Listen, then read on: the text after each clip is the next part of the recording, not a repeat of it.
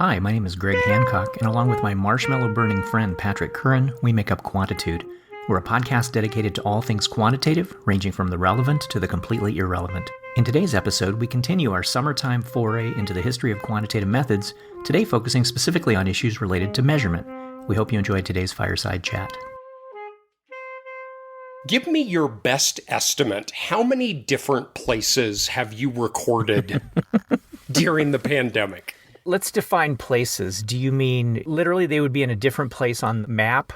I guess there are two latent classes. There is within your home, because I've seen 3 or 4 ones just within your home alone. Oh, yeah. But then moving out into longitude and latitude, you have been scattered to the winds as well. Yeah, I would guess it has been between 15 and 20 different chairs that I've been sitting in. It's included at least 4 states. That's not bad. One was in a car outside of a library in Upper Michigan. That was, I think, a new low. One was in a car outside a library pirating off the Wi-Fi. The other was just when we were recording last summer with Naena. I just pulled off a road where I still had good enough Wi-Fi, and so part of that was recorded there. I hadn't thought about my car as one of those chairs that I'd recorded in. But you always have the same boring background. So I have the same boring chair and the same boring background, except for today, is I am actually squatting in my brother's basement in Denver, Colorado, more technically Littleton. It's down on the south side. And my brother is out and about with his family on a well-deserved vacation. And I came in to be the good son and to hang out with my elderly mom, who lives just 15 minutes from here. So I am here all by myself, actually. The rest of my family is coming next week, and we're going to do a week of vacation things.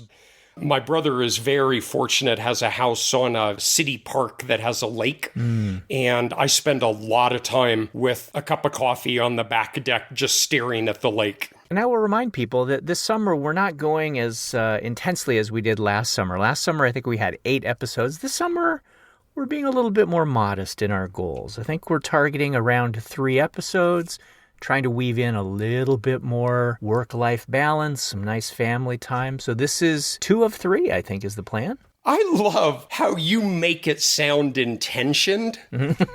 I have on my desk at home a scribbled outline of 8 episodes that we were going to do this summer. And I love your retrofitting. I don't know what you're talking about. Of how it's all about quality of life and that we're just going to slow down and take it easy. Yeah, we blew it, buddy, and you know it. This is about our continued commitment to family and well-being.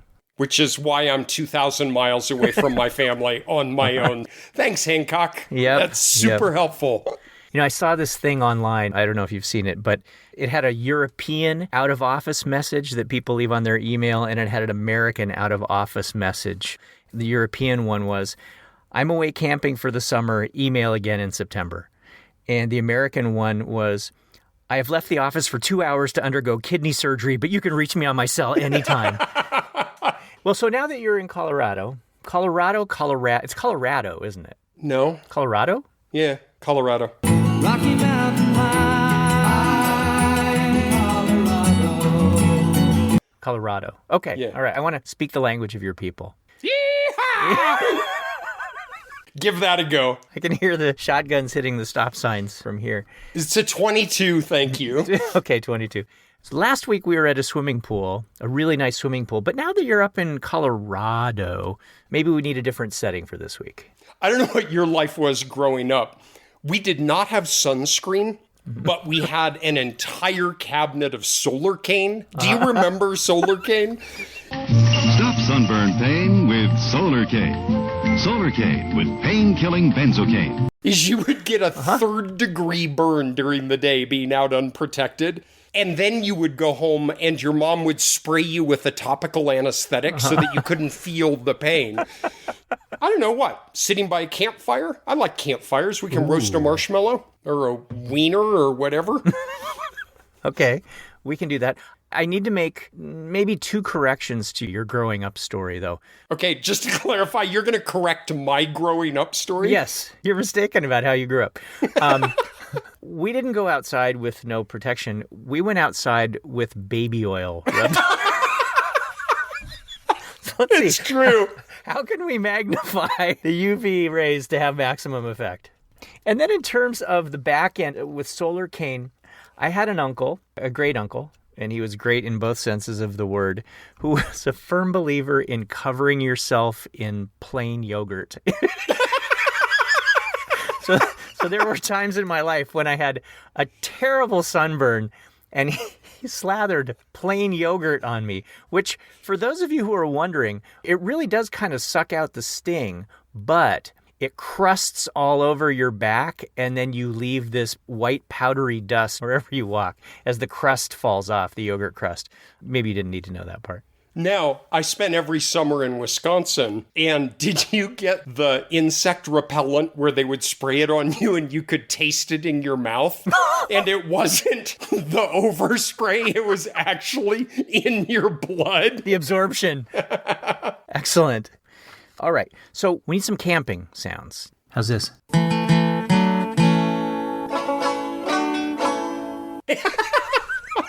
Sorry.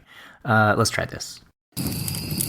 All right, so we got a roaring campfire. We got some marshmallows. Mm-hmm. I got to tell you, if the marshmallow ain't on fire, you ain't doing it right. You know, if you lick the marshmallow, if you get spit all over the marshmallow and then you roast it, it turns this really nice golden brown. That's disgusting. But did you also know that if you marshmallow lights on fire and you wag the stick to put it out and it flies off of the end and hits your brother in the chest, that it's kind of like a homemade napalm? It is exactly. That's really how it works. I love the smell of napalm in the morning.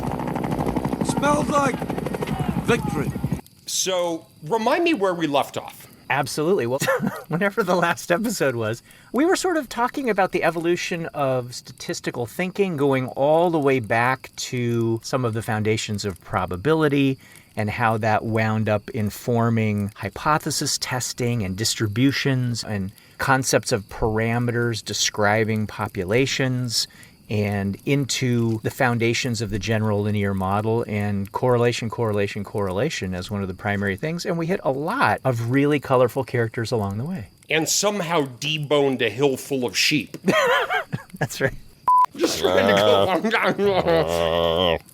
Yes, there is a fascinating trajectory that brings us to where we are. And for me, the big one, among a lot of really important things that we talked about, but the big one was Pearson's insight of moving from the data for the sake of the data to the data as an entry point to the parameters of the underlying distribution.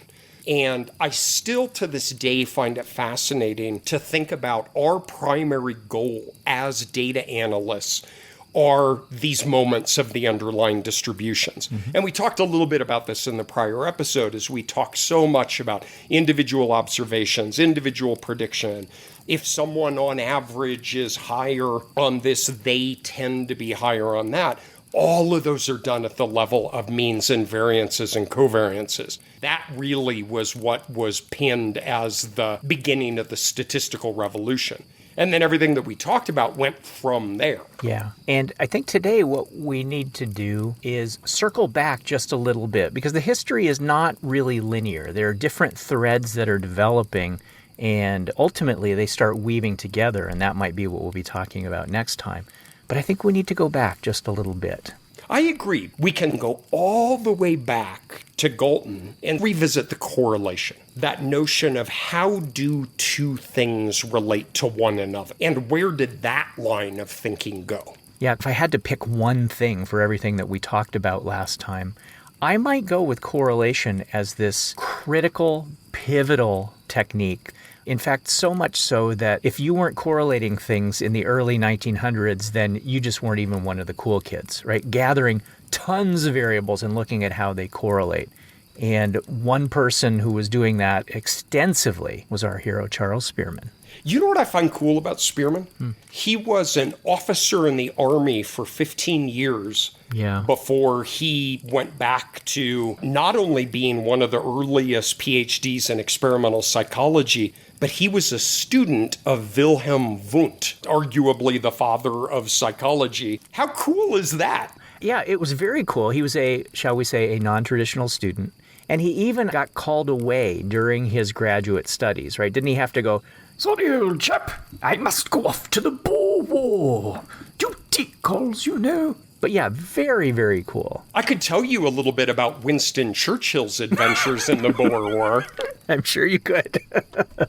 So why do you find Spearman so fascinating? You know how last time we talked about how you could just credit Fisher with so many really cool ideas with respect to statistics? I think we can credit Spearman with so many cool ideas with respect to measurement. And measurement and statistics are not these completely divorced entities, but one thing that Spearman did, and it's going to tie into correlation here, he really helped us to question what the numbers are that we hold in our hand. You know, I work with a lot of statisticians, capital S statisticians, and they rarely question where the numbers come from that they analyze. They are very focused. I don't mean this critically. They're very focused on the methods that they're going to use to analyze the data. But what are the data? What are the numbers? And I think a foundation of some of the things that Spearman really helped us to think through is that there's often a disconnect between the number that we hold in our hand and the thing that we really care about. And he got to that in a variety of ways, one of which was correlation. It's interesting because, like any good scientist is, he drew on those who came before him. Mm-hmm. And somebody who doesn't get the credit that they should, I think, in the historical line is George Ewell. Oh, yeah, nice. You don't get enough of Ewell. So let's get some years here, all right? So I jotted some down. As Spearman, we started in 1863 is when he was born, died in 1945. Why we raised Spearman is he is considered the inventor of factor analysis. Yeah. Now, as my 89-year-old mom would say, God invents, humans discover. So Spearman discovered factor analysis in 1904, but he drew on George Ewell. Now, they were contemporaries, so Ewell was 1871 to 1951. Mm-hmm. He was a statistician with a capital S, and all sorts of stuff. He developed Ewell distribution, Ewell statistic, the Ewell log. Did you know he invented the Ewell log? I did not know that. Yeah, so he invented the Ewell log. But one of the things he developed was in 1896, as close as I can peg it, is partial correlation. Oh, yeah. This is pretty dang cool. What he did was developed an analytical method to look at the correlation between what was left in two measures, net a third. Right? It's just what we would think about. What's the correlation between Y1 and Y2 above and beyond the shared effects of X? Mm-hmm. Well, he kind of put that out on the table, and Spearman picked it up, and he said, well, let's think about this for a moment. Spearman was very interested in development of intelligence and cognitive ability. It was a very early time. And we're up to our eyeballs in eugenics at this point, and we have promised to have a conversation about this in a more meaningful way in the fall. I think it's important in today's conversation to identify who was and was not part of that camp. Mm-hmm. So Galton, absolutely. He founded the eugenics field. Fisher, all in. Pearson, he was inconsistent, but mostly eugenics. Both Ewell and Spearman were not. Spearman was really interested in ability and in cognitive ability. And he was looking at a correlation matrix among a set of tests on different aspects of cognitive ability. Mm-hmm. I don't have them in front of me. Do you remember? Math and English and musical talent and pitch discrimination. And it really just cut across a wide variety of things. Things that you might not really expect would correlate. Exactly. And going back to what you were saying about what does that number represent, is he had a hypothesis that these performance measures are positively correlated because there's some underlying shared cause. And drawing on Ewell's log, no, not the log, that was something else. Drawing on Ewell's partial correlation, Spearman hypothesized if we were able to estimate and remove that shared influence of this underlying factor, then what's left of those correlations should go to zero. And minor hitch. In this case, X is something that we can't see. We don't even know if it exists. So the idea of translating a partial correlation where the predictor or the variable that you're controlling for is known to one where it is latent, we're not even sure if it's a thing, was incredibly clever, right? And that really was at the core of factor analysis. So if you're Quanty and you want to be intolerably self-righteous at a cocktail party... You keep mentioning these parties. I am not aware of these. Yeah. 1904, Spearman published the very first application of what is now known as factor analysis. The title of that, you know what I love about the title? Even in the title, he puts general intelligence in quotes. Oh, yeah. So the title is General Intelligence, Objectively Determined and Measured. All right, there's so many cool things in there. First, he has general intelligence in quotes. And I think that's really cool because to me, it's almost going back to some of the stuff you and I talked about in construct validity. General intelligence is this newly minted term that he is studying. And then I love the objectively determined and measured. Now, we can argue till the cows come home, not the boneless ones because they just lay out there, but the rest of the cows that come home about can it be objectively measured, and we can have lots of fun talking about that. But that was the launching of factor analysis. Absolutely. So you've got all these measures cutting across a variety of disciplines and skills that correlate in ways that you absolutely would not expect. And thinking with his Yule hat on that if there were this common mechanism operating and we could somehow partial that common mechanism out, then what would be left would be these residual elements that wouldn't be related to each other any longer.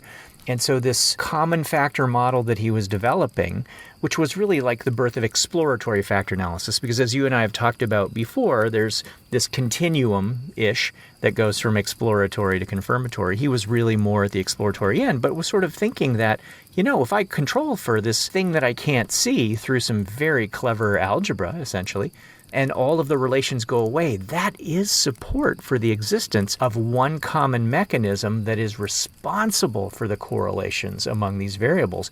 And what the heck do you call something like that? What do you call a thing that helps music and math and French and English and all of these things correlate? I don't know how you don't start that with the word general, right? I mean, that's a given. Yep. So then the question is, what comes after that? I don't know, but it's got to be something kind of broad. And keep in mind, Yule had only articulated these 8 years earlier, right? I mean, this was brand new off the presses.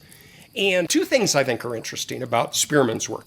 First is the factor analytic part, the mathematical part, was a trivial part of his 1904 paper. It was almost an aside. Yeah, footnote-y and appendix kind of stuff. It was in a table. Yeah. And he was like, oh, by the way, here's how I did it, right? But it goes back to something we talked about last time. So many of these developments were a tool to achieve an end. He simply saw this method as trying to bring empirical support to adjudicate his research hypothesis. But the second thing is he approached it in a way that is fascinating from a historical standpoint, but is something that we don't do anymore. And that is he used what was called a method of tetrads. Yeah. Those are pretty dang cool. Yeah. I had the honor of having a structural equation modeling class from Bolin. And Bolin is really into vanishing tetrads, and he drilled into those analytically, and they are pretty cool. It's very clever. Do you think you can give us a quick explanation of that? No. No? They're differences between products of correlations. And if a particular structure holds, those differences in products go to zero if there's this underlying shared cause. That's it. Bolin would be disappointed that that's as good as I can do to describe. Yeah, it's like a little local determinant, right? Exactly. So you're identifying those dependencies that would occur by having a zero determinant for a local 2x2 matrix. Yeah, no, that's exactly right. Oh, man, you worked with Yule, right? You'll never know. Sorry. Not to belabor a point, but I think it's important here, especially given some of the dark history of factor analysis as it unfolded in the subsequent decades. is Spearman was not a eugenicist, and indeed he was really interested in the general understanding of the expression of cognitive ability and intelligence. And he has a very famous quote that I love. He said at one point in one of his writing is, every normal man, woman, and child is a genius at something. It remains to discover at what. And I really like that because we will have further discussions in this hour, but also later in the fall when we really tackle the eugenics stuff, is factor analysis has a history of being misused. And Spearman is viewed as the inventor of factor analysis. And we just have to keep straight who was believing what as they proceeded with their program of work. And he had very broad and open views on a lot of this stuff. That's excellent. There are a couple of what I'm going to treat like tidy up points associated with Spearman. Really, each of them is big in and of itself, but I still want to make sure that we sneak them in there because they're important parts of this history. One is that once you open up the possibility that a set of variables has some common underlying mechanism driving them, then you start to make more overt the possibility that the score that you hold in your hand isn't necessarily a representation of the thing that you care about. And we can think about that in a grand way, that a measure of pitch discrimination is not a perfect reflection of intelligence. But we could even think about it in that a measure of musical pitch discrimination is only a score that itself isn't a perfect measure of your pitch discrimination. And for me, that's the foundation of classical test theory, the idea that any score that you hold is part truth and part error with respect to the measurement of the thing itself.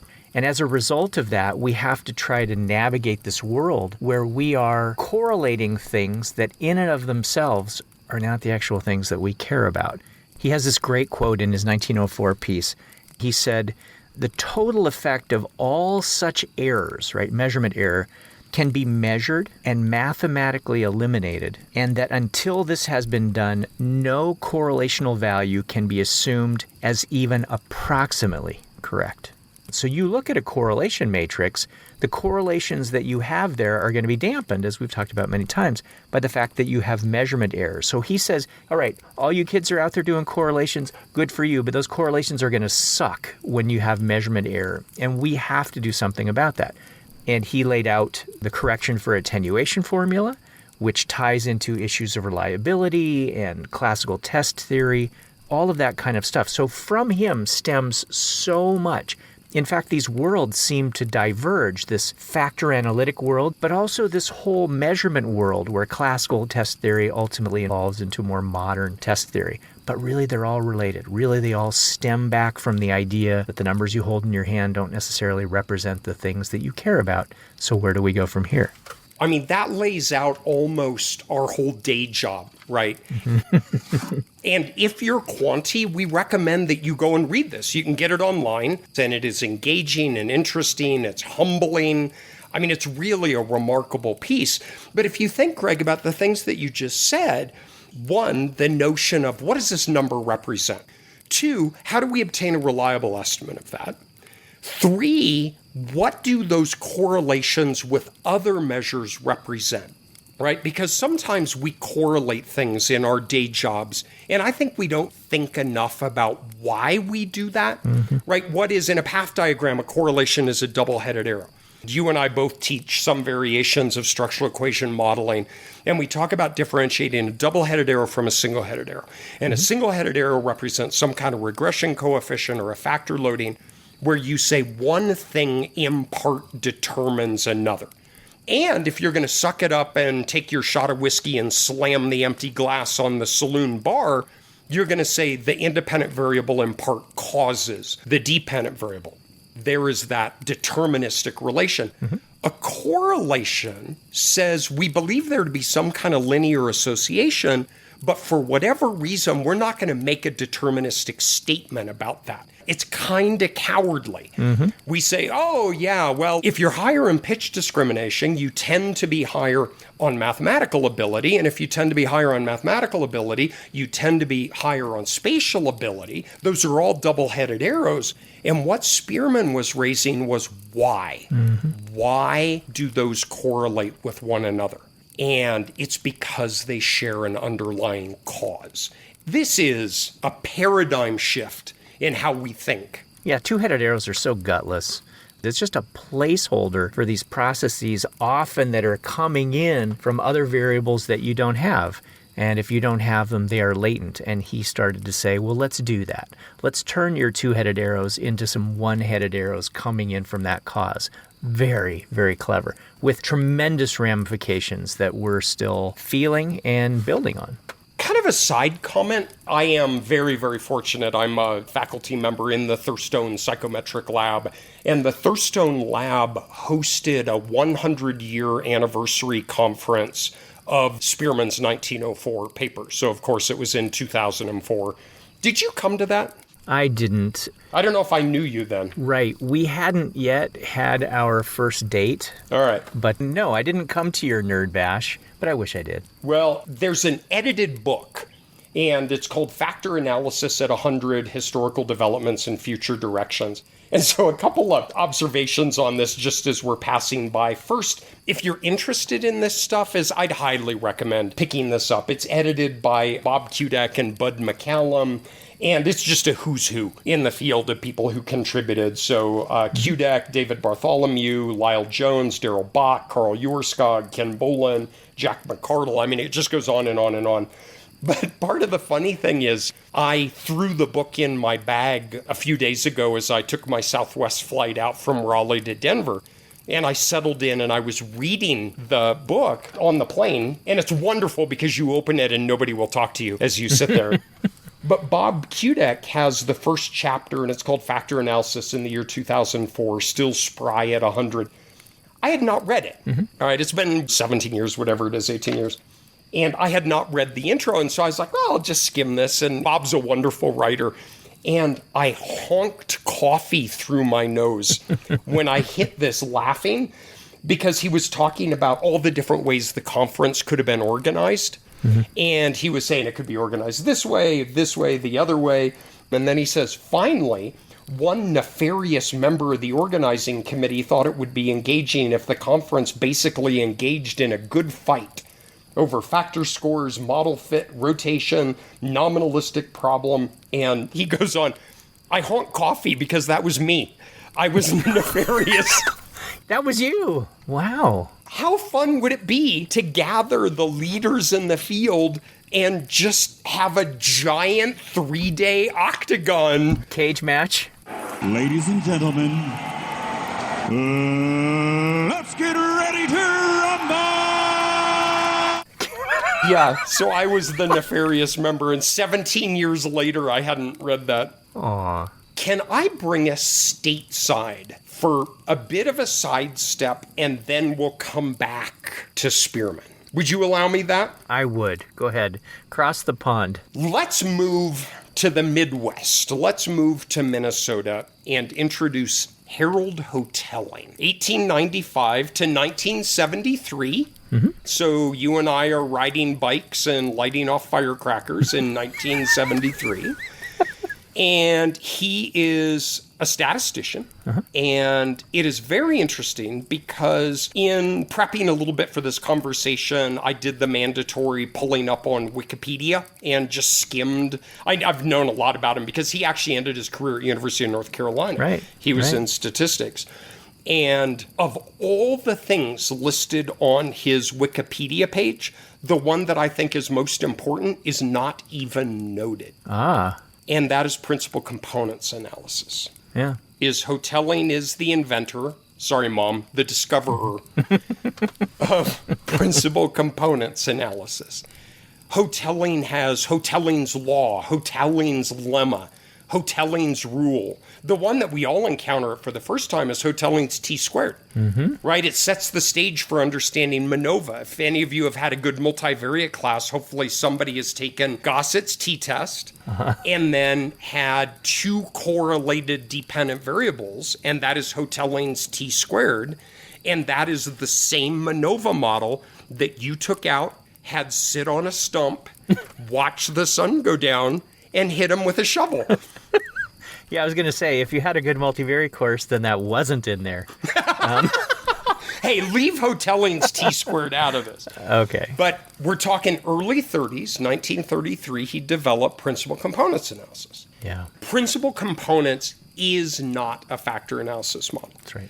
What it does is it uses a brilliant form of eigenvalues and eigenvectors of a correlation matrix to get optimal weighted combinations of your variables that form these components.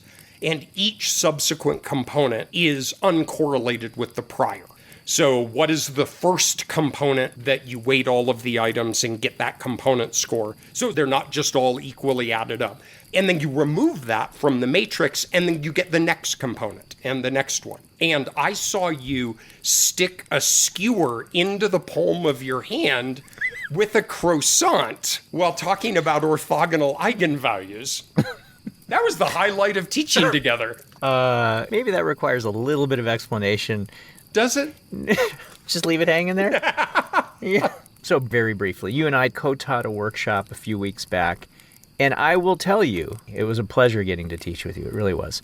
But yeah, we were getting into factor models, and one of the things that's so important to me in all statistical methods, and it gets really hard when you start to get to factor analysis, but that is trying to visualize what's going on, because A, you get into higher dimensions, and B, you involve variables that you can't even see. And so I tried to do a little demo of what principal components represent, what eigenvalues represent, eigenvectors, and so forth. And I needed a three-dimensional shape that had different length, width, and thickness. And the only thing I could find in my house where I was teaching was an old stale croissant. So yes, I tried to demonstrate that by skewering it with little shish kebab things, and I went straight through the croissant into the palm of my hand.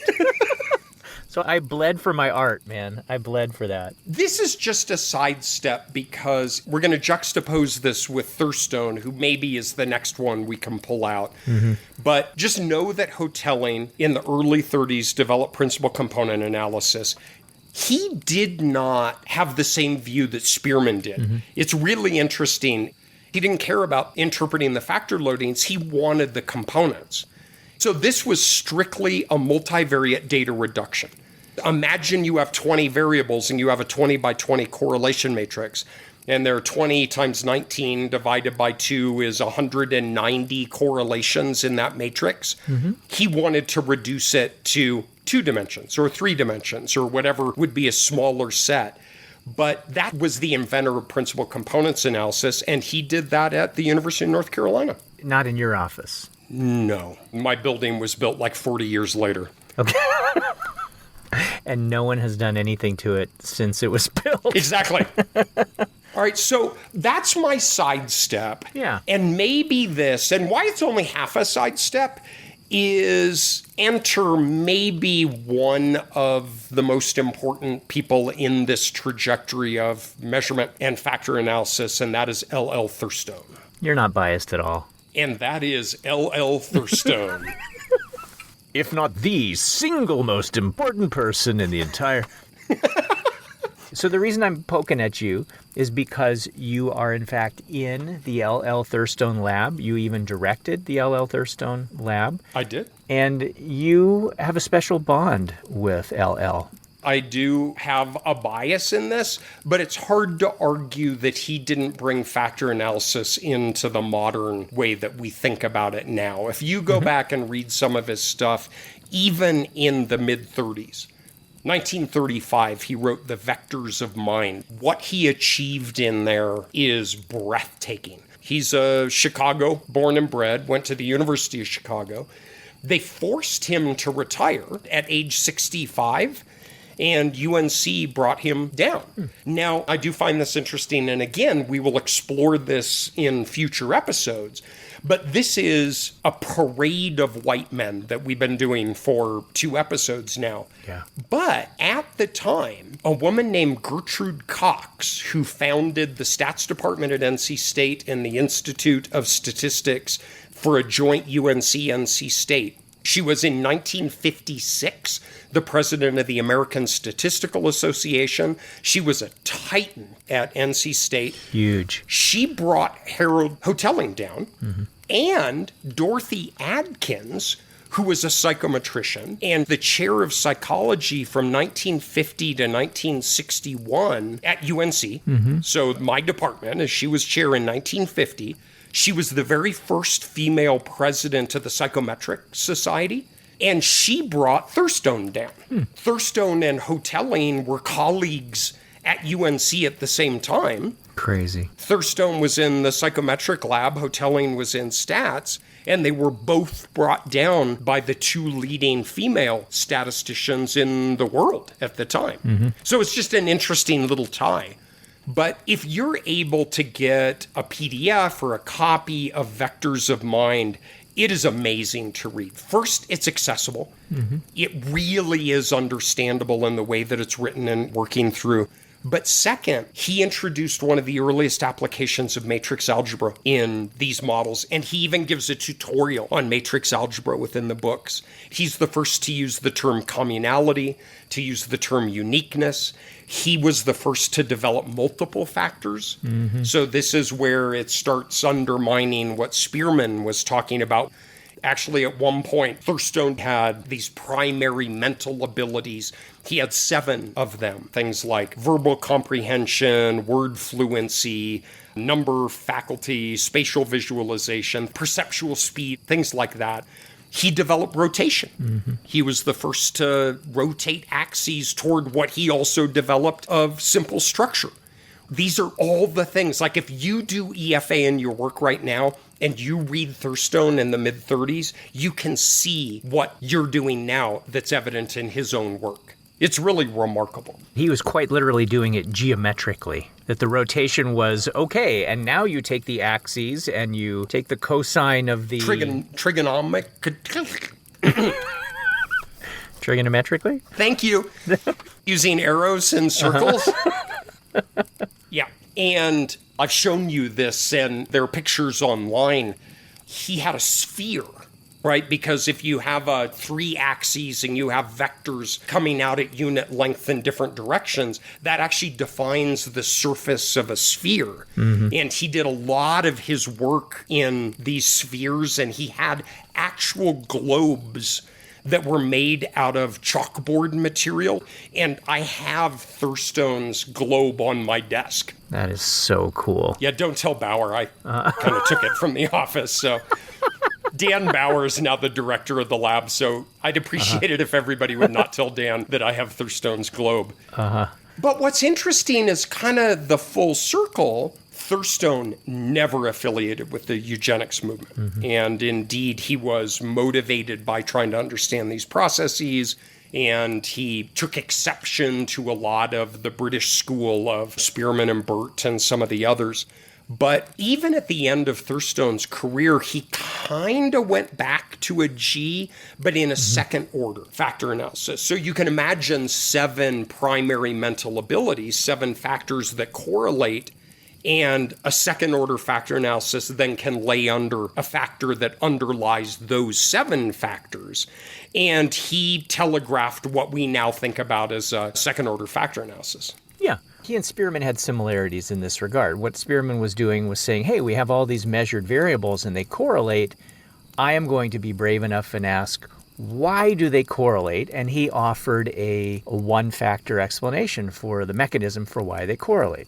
And then Thurstone comes along and says, no, there can be many of these kinds of underlying processes that are operating. Heck, maybe there are 7 of them. So we have a whole bunch of variables, and those variables correlate because we bravely say that they are being driven by these, let's say, 7 factors. Well, are those factors independent of each other? Well, not necessarily independent of each other. Okay, so they're correlated with these. Well, yes, they might be correlated with each other. Okay, smart guy, why are they correlated with each other? And then we find ourselves asking the same type of question about why those, what we could call first-order factors correlate, as Spearman was really asking in terms of why these measures correlate. And so in the end, the question is how many mechanisms are responsible for the patterns of cowardly 2-headed arrows that might connect these up to 7 vectors of mind. So exactly as you said, they sort of came to the same thing as they worked their way up a hierarchy asking why do these 2-headed arrows exist? And they came to this idea of a common mechanism. So I would like to take a moment to remind us why we're here. Marshmallows. Would you like some more? Huh? Why are we here? I will tell you why we're here, just as a reminder. Last time we were talking about what I think maybe even said, the history of statistics. And a lot of the stuff that we're talking about today is stuff that people wouldn't even classify as statistics. In fact, there are multivariate textbooks that get into higher level statistics, and none of this stuff ever gets mentioned. And what we said at the beginning was that there are these threads that are weaving through history. One is about the development of statistics and statistical thinking and hypothesis testing. And the other thread that sort of weaves around that is that which gets at, what do these numbers even mean? Are they accurate measures? What are the things that are driving them? And so what we're really doing in this episode is we're broadening it and not just talking about the history of statistics, but really talking about the history of quantitative methods more broadly. And quantitative methods more broadly includes the statistical strand, but it can't live without the measurement strand either.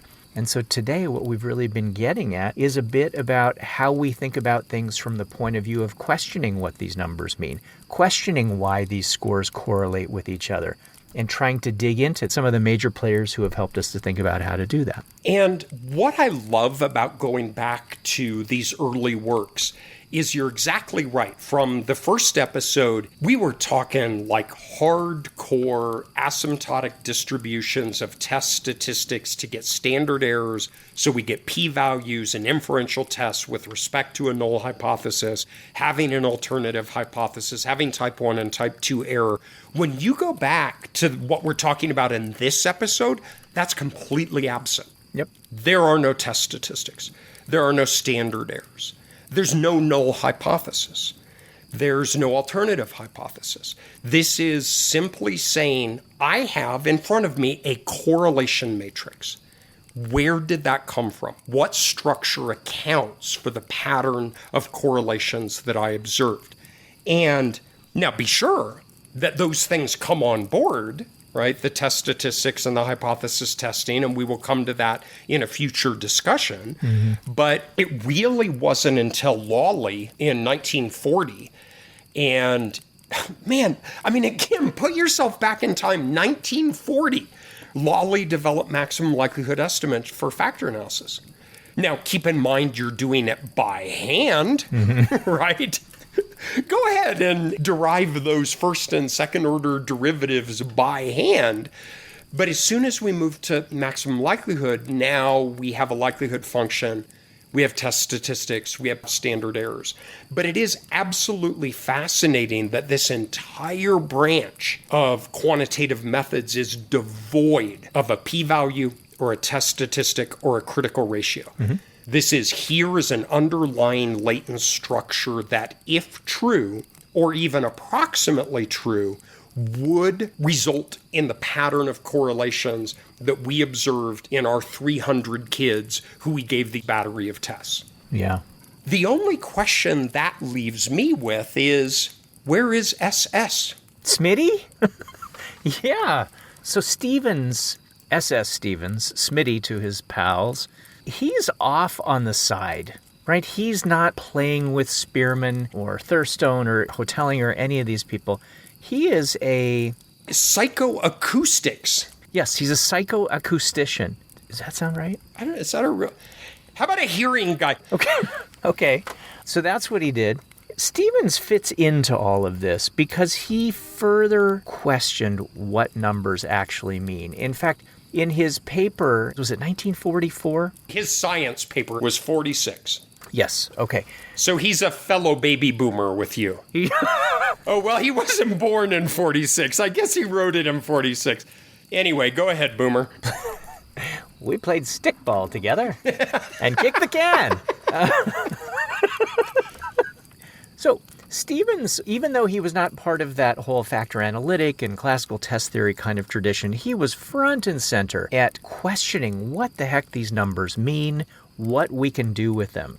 And he described in the 1946 paper about this committee, this ongoing. It sounds like the committee from hell. So I actually, while you were talking, I just pulled up a PDF of this. Okay, so he is director of the Psychoacoustic Laboratory at Harvard, so of questionable academic lineage. Yeah. And one thing I love about science is it was Friday, June 7th, 1946. It is written in such a wonderfully colloquial way. It's this committee that wouldn't die.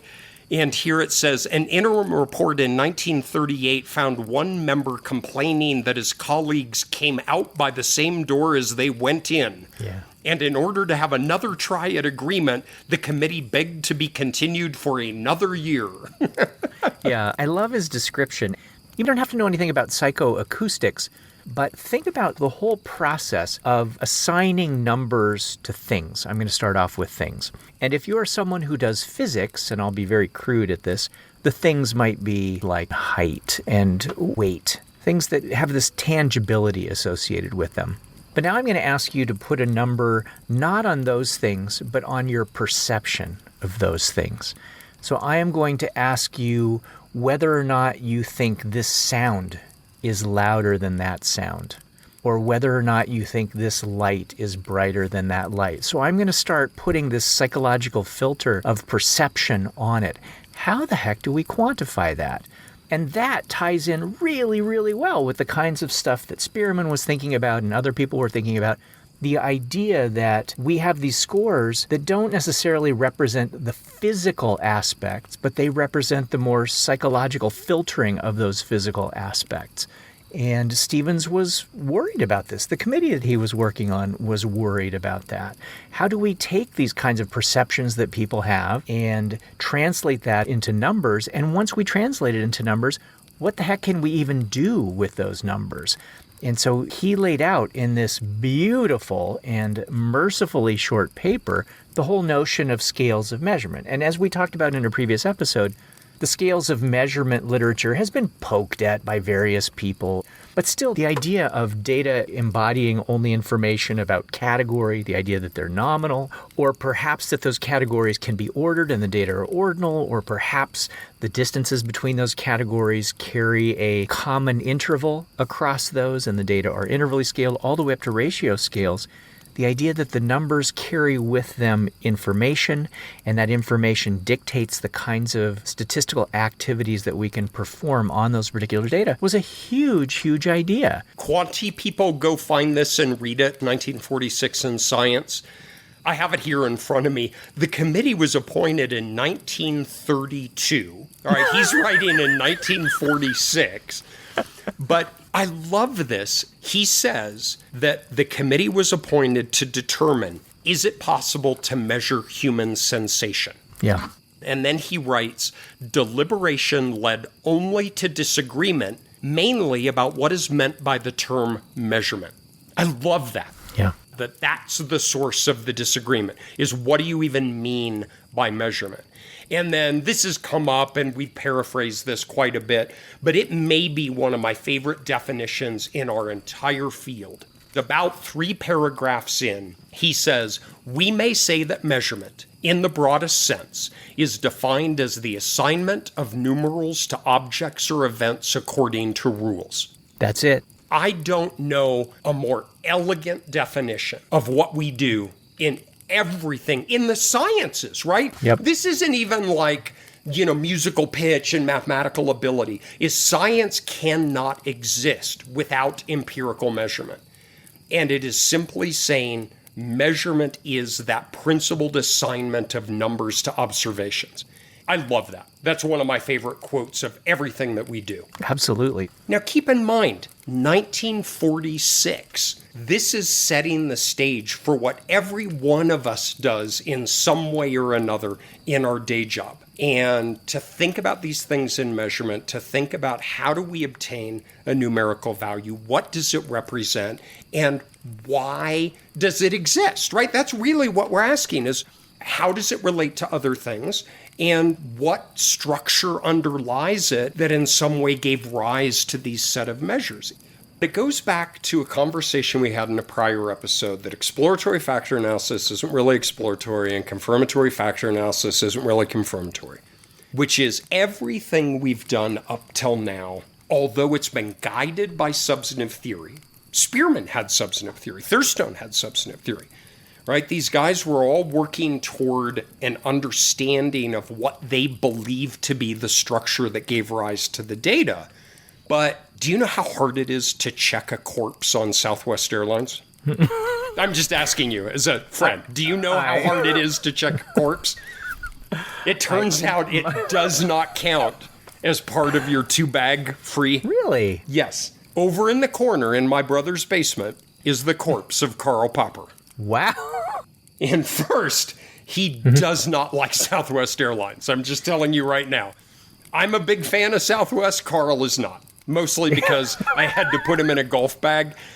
Plus, he kept grunting, which was like, I'm like, dude, shut up. You're going to cost me $40. Wait. What if you put a vest on him and referred to him as your emotional support corpse? Oh, that's how I'm going to bring him back. Genius. I'm so scared to fly. I have to bring an 80-year-old corpse with me. Hey, it's like traveling with my mom. Anyway, all right, so I was going somewhere with that. Popper is not happy. He's making his sad, grunty sounds. Because wait. What do those sound like? All right, I think it's the altitude that's getting to me. Rocky Mountain High, Colorado. Okay, we are uncharacteristically getting a little off task here. Okay. There was very much theory that underlied this work. There was, Spearman had G theory and had a very specific way that he thought that existed. Thurstone had primary mental abilities. He had a very clear sense of how those existed. Don't fool yourself that there were not theories that were posited to have given rise to the numerical values that were observed in the sample data. The thing that was not done at this time was imposing a restricted a priori structure on the data and making that a testable hypothesis. Now, in part, was a Ghostbusters-like don't cross the streams, is what we got to do is take some of what we talked about poolside and combine it with things that we talked about campfire side. Yeah. And mix those two together in a way that allows us to cross those streams of inferential probability and hypothesis testing with the factor model. We'll cross the streams. Excuse me, Egon. You said crossing the streams was bad. Cross the streams. There's definitely a very slim chance we'll survive. I love this plan. I'm excited to be a part of it. Let's do it. Could I close with a quote that I really like? I just like that you're ready to close. So what you're saying is, could I keep you from saying anything more? So, Greg, this is a nice place for you to stop talking, I think. Yeah. And as you established last time, it really means I have to go to the bathroom. Go ahead. Vectors of Mind was 1935, and then he updated it in 1947. And there are a couple of sentences here. It'll take me just a moment, but I think it's really cool. So in 35, Thurstone wrote, "No one would think of investigating the fundamental laws of classical mechanics by correlational method or by factor methods, because the laws of classical mechanics are already well known. If nothing were known about the law of falling bodies, it would be sensible to analyze factorially a great many attributes of objects that are dropped or thrown from an elevated point. It would then be discovered that one factor is heavily loaded with the time of fall and with the distance fallen, but that this factor has a zero loading in the weight of the object. The usefulness of the factor methods will be at the borderline of science." All right, 1935. Now, a dozen years later in the updated book, he says, "The exploratory nature of factor analysis is often not understood. Factor analysis has as its principal usefulness at the borderline of science. Factor analysis is useful, especially in those domains where basic and fruitful concepts are essentially lacking and where crucial experiments have been difficult to conceive. The new methods have a humble role. They enable us to make only the crudest first map of a new domain." I find this fascinating in how Thurstone himself viewed factor analysis. In both of those quotes, he talks about at the border of science. I think in our next discussion, we should move to how can we cross these two incredibly important lines that were really running at the same time, right? What a time to be alive. The 1910s, 20s, 30s, 40s, this is a remarkable time in the development and application of things that we all take for granted and use every day. But it's not really until maybe 20 years forward where we start to cross these things and say, well, wait a minute. In the exploratory factor model, all items load on all factors. Maybe we don't have to do that. And that is where your colleague, Carl Jorskog, kind of shows up and says, I'm not going to do a Swedish accent because one is I will offend an entire country and second, it will come out as a pirate. But says, what if we restricted the factor loading matrix and made that a testable hypothesis? And Popper's corpse just grunted happily. That's where I think we should go next. Yeah, and it's going to draw on so many things. It's going to draw on model building and falsification and the integration of latent variable models with measured variable models and measurement error and causal structures and maybe even power. One thing that's interesting as we move into this third stage of the conversation is eugenics does not play as salient a role as it has in the first two episodes. There are echoes of that, there are fingerprints of that, but it does not play as leading a role as it did. Now, what's interesting is a guy reached out to you on this history in eugenics. Tell me a little bit about that. Yes. It was Derek Briggs, who is at CU Boulder, which I believe is your alma mater. I believe so, too. Okay. So Derek is the president of National Council on Measurement in Education, and he has a book coming out. I think it's going to come out maybe in November, and it is going to do much more justice, I think, to the stuff that we were talking about in this episode. And by that, I mean, A, I don't think he pulled the book straight out of his butt, as we have done here in this particular episode. But B, I think it's going to do a really nice job of wrestling with, and I don't think there's a better word, wrestling with some of the origins of these things that we have, especially within measurement and that very prominent backdrop of eugenics. And the book that he'll have coming out is called Historical and Conceptual Foundations of Measurement in the Human Sciences. And it's going to be a Routledge book, which is a division of Taylor and Francis. In this book, he addresses the major figures that we have talked about here and also some others that we haven't had time to dig into. The quantity objection, the idea that we can actually quantify everything. The role of measurement in promoting eugenics, theories of intelligence, the measurement of attitudes. I have a one-paragraph description, and I'm sort of jumping into the middle. Readers will emerge from this book with a deeper appreciation of both the challenges and affordances of measurement in quantitative research. This aligns really, really nicely, not just with some of the things that we talked about here today, but I think it's also going to tie beautifully to what we're going to try to accomplish in the fall. So I'm completely excited about this particular book that's coming out. Well, and we duly appreciate his complete lack of judgment and spending time listening to us, but also reaching out and sharing that with us, because that's something that I'm really looking forward to seeing and is going to be a really important contribution. So we will keep an eye on that in the fall. Yeah, very cool. All right, buddy, this was fun. I think our campfire's about out. I don't know where we're going to end up in the next episode, but I think you and I will be as surprised as the listeners will be. All right. Thanks very much for everything. Yeah, thanks, everybody. Take care and stay safe. All right. See ya. Thanks so much for joining us today. You can subscribe to us on Apple Podcasts, Spotify, or wherever you get your Fireside entertainment, and please leave us a review. You can also follow us on Twitter, where we are @QuantitudePod, or visit our website, quantitudepod.org, for past episodes and other cool stuff. Finally, you can get amazing Quantitude merch to protect you from these mosquitoes at redbubble.com, where all proceeds go to donorschoose.org to support remote access in low-income schools. You've been listening to Quantitude. We don't always throw another log on the fire, but when we do, it's a natural log.